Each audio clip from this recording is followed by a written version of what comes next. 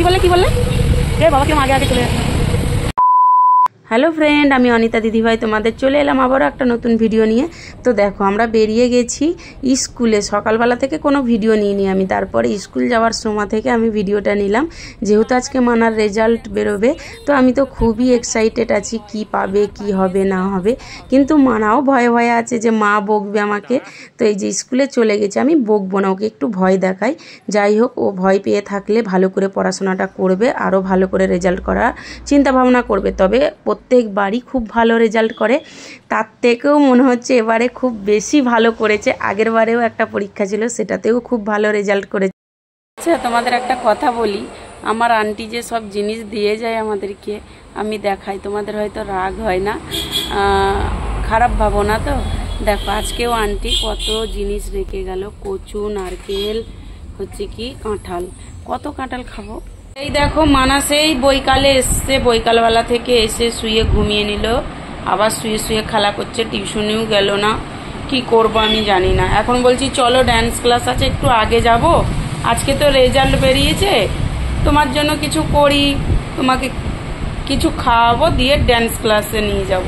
আজকে আমি বাইরের জিনিস খাবো না, আজকে বৃহস্পতিবার, সেই জন্য তো ওকে কিছু খাওয়াই, যেহেতু মানে ফার্স্ট হয়েছে। যাই হোক, ওকে নিয়ে যাব এখন, চলো তবে তোমরা দেখতে থাকো ভিডিওটা। এটা হলো আমাদের চাবি রাখার জায়গা, কি করব, কোনো চাবি রাখার জায়গা নেই, সেই জন্য। তো ফাইনালি এই যে আমরা রেডি হয়ে বেরিয়ে পড়ছি, তো তিনজনেই রেডি হয়ে নিয়েছি, বেরোচ্ছি। মানা তো খুব এক্সাইটেড, আগে থাকতেই নিচে গিয়ে দাঁড়িয়ে আছে। ও বলেছিল আজকে তো রেজাল্ট বেরিয়ে গেছে, একটা রিলস বানাবো, আর আমি তোমাদের দাদাভাইকে বকা দিচ্ছিলাম, কারণ জল নেয় না, বাইরে যায় জল খেতে পারে না, জল খায় না, সেই জন্যই বকছিলাম। আর জিনিসগুলো সব বাইরে ফেলে রেখে তোমাদের দাদাভাই ঘুমাচ্ছিল। তো যাই হোক, এই যে তিনজনে রেডি হয়ে বেরিয়ে যাচ্ছি, আমি তো খুব খুশি। মানা এত সুন্দর রেজাল্ট করেছে, এর আগেও খুব ভালো রেজাল্ট করেছিল। যাই হোক, অনেক পড়ার চাপ, ওর আইসিসি বোর্ড, তারপরেও যে এত ভালো রেজাল্ট করেছে। আইসিসি বোর্ডে যারা পড়াশোনা করে তারা জানে কি চাপ আর কত পড়া থাকে। তো সেই জন্য আমি এতটা খুশি হয়েছি, তোমাদের আর কি বলবো। এর আগেও খুব ভালো রেজাল্ট করেছে মানা, তখন তো ভিডিও করতাম না, তাই তোমাদের বলতে পারিনি। আর এর আগেও স্কলারশিপ পেয়েছে অনেকবার। তো যাই হোক, ওকে আমি নিয়ে যাচ্ছি, খুব ভালো লাগছে আমার ওকে নিয়ে যেতে, খাওয়াতে।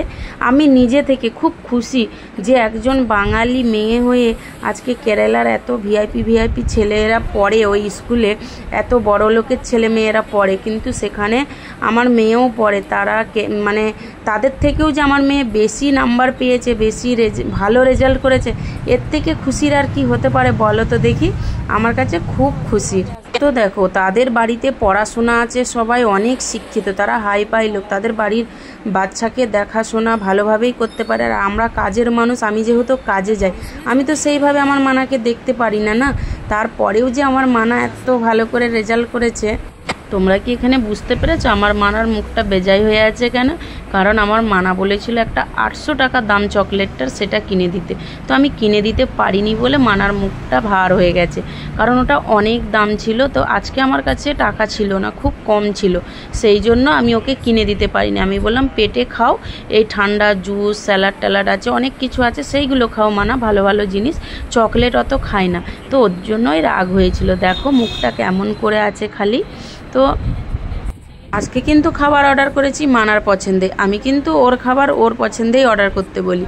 তবে ও আজকে বললো আমি ফ্রুট স্যালাড খাবো। ও অনেক সময় প্রত্যেকবার গেলে ও কোকোনাট জুস খায়, কোকোনাট শেক। আমি বলি বারবারই তো কোকোনাট শেক খাও, এবারে একটু অন্য কিছু খাও, সেই জন্য ও ফ্রুট স্যালাডটা নিল। তারপরে একটা পার্কে চলে গেছিলাম, সেখানে টাইম দিতে পারিনি, তারপরে রাত হয়ে গেছিলো, চলে গেলাম ড্যান্স ক্লাসে। তোমাদের দাদাভাই ছেড়ে দিয়ে বাড়ি আসছে ড্যান্স ক্লাস থেকে। এই যে তোমাদের দাদাভাই চলে এলো বাড়ি, অনেক কাজ ছিল বাড়িতে, সেই জন্য। আর আমরা লিফটে উঠে গেলাম মা মেয়ে দুজনে। তো মানাকে আমি জলের বোতলটা দিয়ে দেবো, লিফট থেকে নেবে, 4 তলায় যেহেতু ক্লাস হয়, তো মানাকে জলের বোতলটা দিয়ে দিলাম।